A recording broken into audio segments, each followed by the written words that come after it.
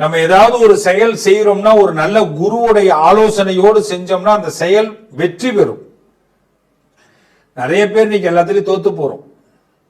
இன்னைக்கு பல பேருடைய வருத்தமே என்னன்னா தோத்து போறதுதான்.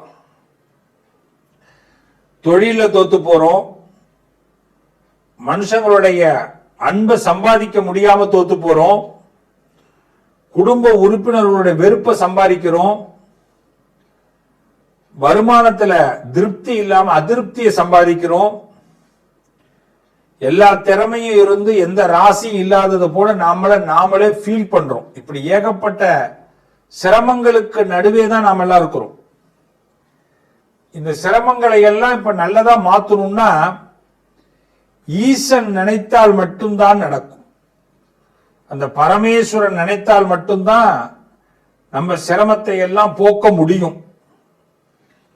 அவர் சில நேரங்களில் நினைப்பார், அவர் நினைக்கிறத நாம நினைக்கணும், அவ்வளவுதான். இந்த பரமேஸ்வரன் பல ரூபத்தில் இருக்கிறார். அதுல ஒரு ரூபம் தான் காலச்சக்கர ரூபம், சட்ட ரூபம், நீதி ரூபமாக சனியாக இருக்கிறார். சனியும் பரமேஸ்வரன் தான். அப்ப சனீஸ்வரன் பகவானை ஏன் ஆண்டவன் படைச்சாருன்னா, என் பிள்ளைய என்னால திருத்த முடியாது, திட்ட முடியாது, வருத்தப்பட வைக்க முடியாது ஆண்டவன். அதனால எப்படி நாம எல்லாம் பள்ளிக்கூடத்துல கொண்டு போய் விடுறோமோ அதே மாதிரி ஆண்டவன் என்ன பண்றாரு, சனிகிட்ட விடுறாரு. அப்பப்ப சனி பகவானே இவனை கொஞ்சம் நல்லா திருத்தி விடு, நல்லவனா இருந்தா நல்லா பாராட்டி விடு, பட்டம் கொடு, கெட்டவனா இருந்தா திருத்தி கொடு. இதுதான் சனி சுவாமி சொல்றார். அப்ப சுவாமி சொல்றதுல நியாயம் இருக்கு. அப்பப்ப நம்மள டிங்கரிங் பட்டியல பாத்துக்கணும், அப்பப்ப நம்ம ஓவர் ஆயில் பண்ணிக்கணும், சர்வீஸ் பண்ணிக்கணும். நம்மள எப்படி லேப்டாப்லயே நம்மள சர்வீஸ் பண்ணிக்கிறோமோ அதே மாதிரி நம்மள நாம சர்வீஸ் பண்ணிக்கணும். இப்படி சர்வீஸ் பண்றதுதான் சனி, அவருடைய வேலை. இப்ப நம்மள அவர் எப்படி சர்வீஸ் பண்ண போறார் அதை தான் பார்க்க போறோம். வாங்க பார்த்துடலாம். மனசுல எத்தனையோ சில வலி இருக்கும், சில வருத்தங்கள் இருக்கும். வலி வருத்தம் இல்லாத மனுஷனே கிடையாது. ஆனா அந்த வலி வருத்தங்களுக்கெல்லாம் ஏதாவது ஒரு தீர்வு ஏற்படும்னு ஒவ்வொரு நாளும் நம்பி இருக்கக்கூடிய மனிதர்கள் அதிகம். அதுல நம்பிக்கையை மட்டுமே வாழ்க்கையாக கொண்டு இருக்கக்கூடியவர்கள் யாருன்னு கேட்டா என் அன்பு பிள்ளைகளான சிம்மராசி பிள்ளைகள். வாழ்க்கையில நம்பிக்கையை மட்டும் பிள்ளைகள். இந்த பிள்ளைகளுக்கு வேற எதுவுமே தெரியாது. நம்புறேன்பா, இது நடக்கும்பா, இது எனக்கு கிடைக்கும்பா, நானே என்ன நம்பலைன்னா யாருப்பா நம்புவா? இதுதான் சிம்மராசி பிள்ளைகளுடைய வார்த்தை. அப்படிப்பட்ட பிள்ளைகளுக்கு அஷ்டமத்துல சனி பகவான், 8வது வீடு. 8வது வீடுனா என்ன எல்லாரும் சொல்லுவாங்க. பொதுவாவே பாருங்களேன், 8ஆம் வீடு சுத்தமா இருந்தா ஒரு காரியத்தை ஆரம்பின்னுவாங்க. கவனிச்சிருக்கீங்களா?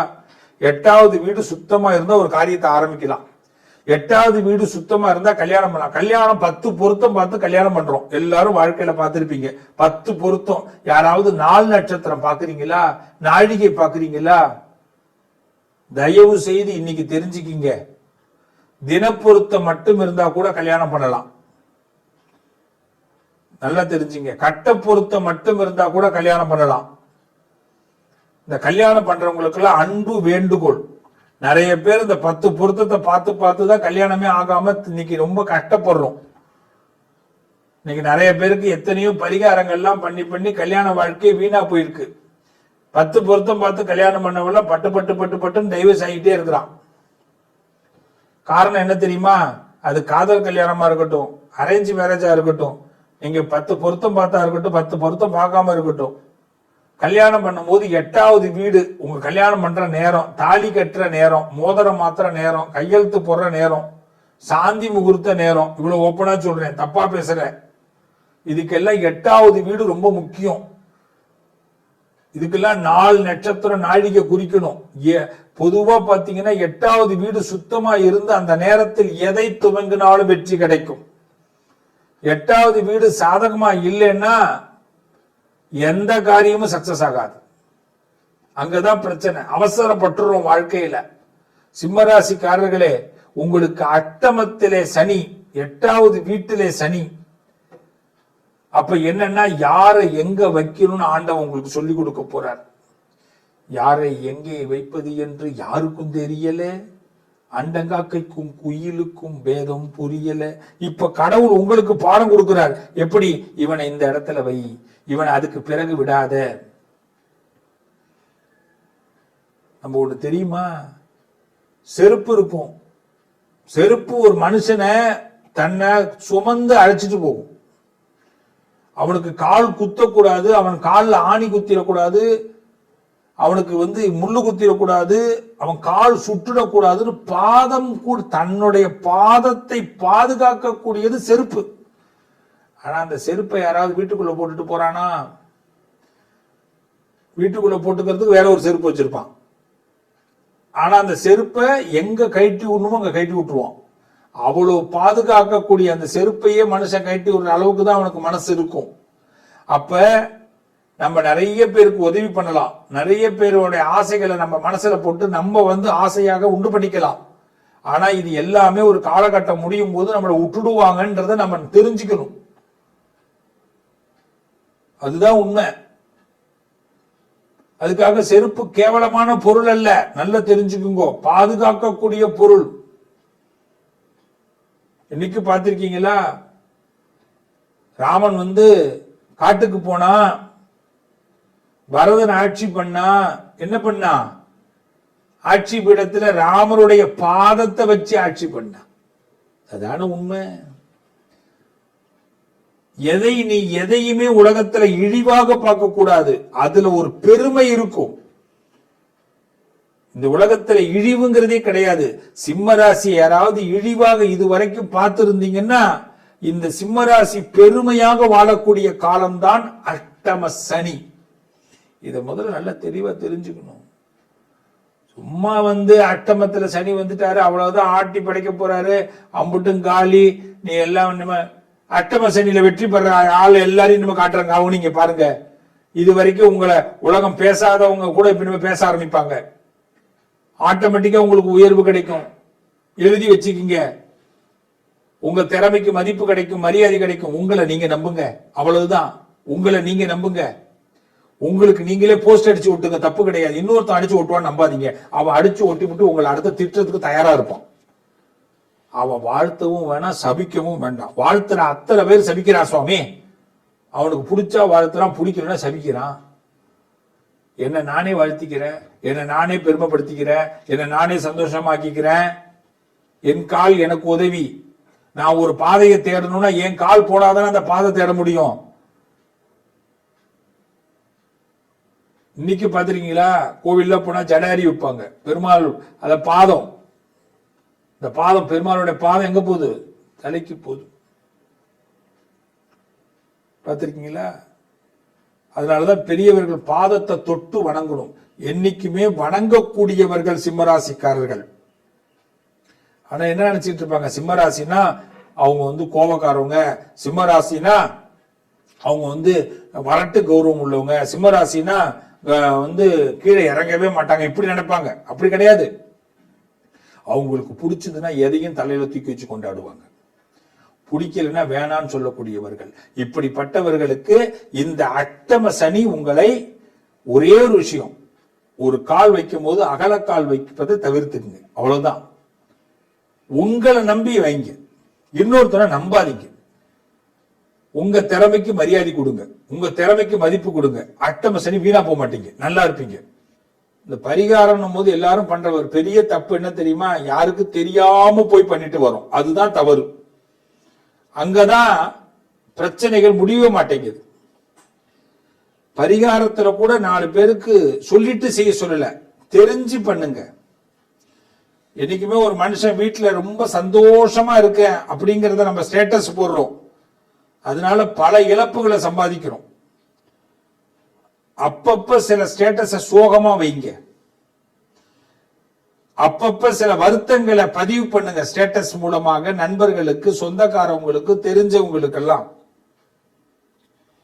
அப்ப குடும்பத்துல மத்தவங்க எல்லாம் ரொம்ப சந்தோஷப்படுவாங்க. என்னைக்குமே நல்லா தெரிஞ்சுங்க, உங்க உறவு தான் நீங்க கொஞ்சம் கீழே இறங்குனா சந்தோஷப்படும். உங்க உறவுகள் தான் நீங்க வருத்தப்பட்டா சந்தோஷப்படும். உங்க உறவுகள் தான் பினான்சியலா நீங்க டவுன் ஆனா ரொம்ப சந்தோஷப்படுவாங்க. உங்கள் உறவுகள் தான் உங்க வீட்டில் ஏதாவது தேவை நின்று போயிட்டுனா ரொம்ப சந்தோஷப்படுவாங்க. அப்போ உறவுகளை எப்படி சந்தோஷப்படுத்தி பார்க்கணும்னா ரொம்ப சிம்பிளா சொல்றேன். நீ கஷ்டப்படுற மாதிரி, வருத்தப்படுற மாதிரி, வேதனைப்படுற மாதிரி அப்பப்ப பாவலா காட்டு. அவெல்லாம் சந்தோஷப்படுவான். அதுல உனக்கு வந்த கஷ்டம் போயிடும். இதுதான் 12 ராசியும் செய்யணும். யாருக்கு யாரும் இழிச்சவங்க கிடையாது, இழைச்சவங்க கிடையாது. என்னைக்கு ஒரு மனுஷனை ரொம்ப நம்புறோமோ அவன் நம்மளை ரொம்ப சுரண்ட போறான்னு அர்த்தம், வேதனைப்படுத்த போறான்னு அர்த்தம். அப்பப்ப அவனுக்கு நம்ம கொஞ்சோண்டு திருப்தி ஏற்படுத்தணும். விட்டுட்டேன், கொஞ்சம் லாஸ் ஆயிடுச்சு சார் அப்படின்னு சொல்லணும். என் பொண்டாட்டி என்ன திட்டா, என் புருஷன் என்ன திட்டான், கடிச்சு புட்டான்னு கூட சொல்லுங்க, தப்பு இல்லை. என் ஃப்ரெண்டு என்னை ஏமாத்திட்டான், என்ன பண்ண, என்னடா சோகமா இருக்கேன்னு எவனாவது வாரம் ஒரு தடவை உங்களை கேட்கணும். என்னடா வருத்தமா இருக்கேன்னு கேட்கணும். ஏன் சார் இப்படி ஆயிட்டீங்கன்னு கேட்கணும். ஏன் சார் உங்களை ஏமா இப்படி டல்லா இருக்கிறேன் அப்படின்னு கேட்கணும். ஏமா பொலிவிழந்து போயிட்டேன்னு கேட்கணும். இப்படி கேட்க தூண்டுங்க. என்னடா இப்படி எல்லாம் பேசுறேன்னு நினைக்கிறீங்களா? அவங்களுக்கு ஒரு சந்தோஷம், நமக்கு அதுல ஒரு ஆனந்தம். அவன் சந்தோஷமானாதான் நம்மளாம் நிம்மதியா இருக்கலாம். இல்லைன்னா நம்ம சந்தோஷமா இருக்கிறத பார்த்து பார்த்து வயிறு எரிஞ்சு அவங்க எல்லாம் நம்மளை இன்னும் வீழ்த்த பாக்குறாங்க. கடவுளே கொடுக்க நினைச்சாலும் உறவுக்காரனும் தெரிஞ்சவனும் அறிஞ்சவனும் வாழ விட மாட்டேங்கிறான். கடன்ல தாங்க சார் ஒரு பவுன் நகை வாங்க வேண்டியதா இருக்கு. ஆனா நகையை போட்டுட்டு போனோம்னா ஜொலிக்கிறா பாரு அப்படிங்கிறான். எவ்வளவு வருத்தம் இருக்கு. பிள்ளைகளை ஒரு இடத்துக்கு ஆளாக்கி தேலாக்கி நல்லா வரணும், நான் பெத்தவங்க எவ்வளவு கஷ்டப்படுறோம். எந்த பிள்ளையாவது திரும்பி பார்த்து ரொம்ப தேங்க்ஸ்மா அப்பா, ரொம்ப தேங்க்ஸ்பா அப்படின்னு சொல்லியிருக்கா? இன்னொரு அப்பா அம்மாட்ட சொல்லுவாங்க, எங்க அப்பா அம்மா எல்லாம் அந்த அளவுக்கு ஒன்றும் செய்யறதே கிடையாது, உங்களை மாதிரி எங்க அப்பா அம்மா கிடையாது. இவன் போய் அவன்கிட்ட சொல்லுவான், அவன் பிள்ளை இன்னொருத்தன்ட்ட போய் சொல்லுவான். பெத்த பிள்ளைங்க கூட திருப்தி அடைய மாட்டேங்குது. உலகம் அப்படிப்பட்ட உலகத்துல இருக்கிறோம். அப்ப கடவுள் சில சூத்திரங்களா, எதுக்கு இதிகாசங்கள் புராணங்கள்லாம் படிக்கிறோம்? மனுஷனுடைய மனசை தெரிஞ்சுக்கிறதுக்கு தான். இதை பட்டு தெரிஞ்சுக்க கூடாதுன்னா படிச்சு தெரிஞ்சுக்கன்னா.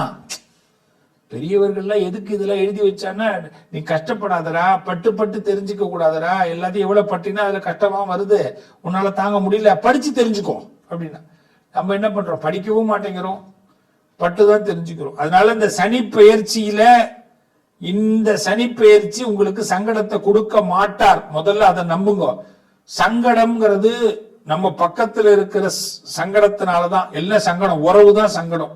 அது எந்த உறவு வேணாலும் நீங்க வச்சுக்கோங்க, அதுதான் சங்கடம். யாரு மேல அதிகமா நம்பிக்கை வைக்கிறீங்களோ அது சங்கடம். யாரு மேல அதிகமா பணத்தை கட்டுறீங்களோ அது சங்கடம். இனிமே சங்கடத்தை எல்லாம் பார்த்து சமாளிங்க. ரொம்ப சிம்பிளா சொல்றேன், எல்லாரும் பிள்ளையார கும்பிடுங்க. காலையில 5 முறை குட்டிக்குங்க, முட்டிக்காதீங்க. குட்டிக்கலன்னா முட்டிக்கணும். 5 டைம்ஸ் இப்படி குட்டிக்கிட்டீங்கன்னா புத்தி நல்லா வேலை செய்யும், பிரெயின் நல்லா ஆக்டிவ் ஆகும்.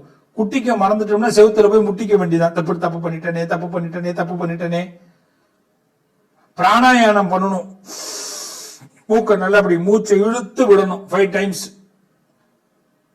அப்பதான் உள்ள இருக்கக்கூடிய சுவாசங்கள்லாம் நமக்கு நல்ல சீரா வேலை செய்ய ஆரம்பிக்கும். இது சீரா வேலை செய்யலன்னா நாம சிறப்பா வேலை செய்ய முடியாது, டென்ஷன் ஆயிடுவோம். தோப்புக்கரணம் போடணும். காலையில பிள்ளையார் கோயில்ல தான் போய் போடணும், இல்லை வீட்டிலேயே போடலாம். நல்லா மண்டிட்டு போடணும். முடியாதவங்க அட்லீஸ்ட் பாவனையாவது தோப்புக்கரணம் போடணும். 2 காது இப்படி மாறுது. அப்பதான் ஞாபக சக்தி வளரும். நம்ம நிறைய மறந்துடுறோம். நல்லதை மறக்கிறோமோ இல்லையோ, கெட்டதை மறக்க கூடாது. சில பேர் பண்ண கெட்டதை தான் ஞாபகம் வச்சுக்கணும். சில பேரோட குணத்தை மறந்துடக்கூடாது. நம்ம பண்ற பெரிய தப்பே அவன் பண்ண தப்ப மறந்துட்டு, அவன் குணத்தை மறந்துட்டு, அவனோடய நம்ம பாராட்டுவோம், பழகுவோம், திருப்பி நம்மளை ஏமாத்துவான். திருப்பி பாராட்டுவோம், பழகுவோம், திருப்பி ஏமாத்துவான். ஞாபகம் வச்சுக்கணும் டெய்லி. இதுக்குதான் காலையில பிள்ளையார கும்பிட்டது. இனிமேல் இப்படிதான் நினைச்சு கும்பிடணும் பிள்ளையார. ரைட்டா? அவரை புத்திசாலித்தனத்தை கொடுக்கிறார். பிரத்யேகமா நம்மளை அறிவு புரட்சி பண்ண வைக்கிறார். அதான் பிள்ளையார். சனிக்கிழமை ஆஞ்சநேயர் கோயிலுக்கு போயிடணும். இனிமேல் எல்லாரும் ஆஞ்சநேயரை போய் அர்ச்சனை பண்ணணும். ஆஞ்சநேயர்கிட்ட எனக்கு புத்தி கொடு, சக்தி கொடு, தைரியத்தை கொடு. எல்லா பேரையும் ஏமாத்துறான். இன்னும் எல்லாருடைய வாழ்க்கையிலுமே ஒண்ணு நல்லா தெரிஞ்சுக்கோ, உங்களோட மைனஸ் என்னன்னு தெரிஞ்சுட்டு உங்களை ஏமாத்துறான். இதான் உலகம். அதனால ஆஞ்சநேயரை கும்பிடுங்க. இந்த சனி பயிற்சி சகல நன்மையும் கொடுக்கும். நம்பி இருங்கோ, நல்லது நடக்கும். மீண்டும் உங்களை சந்திப்போம். வாழ்த்துக்கள்.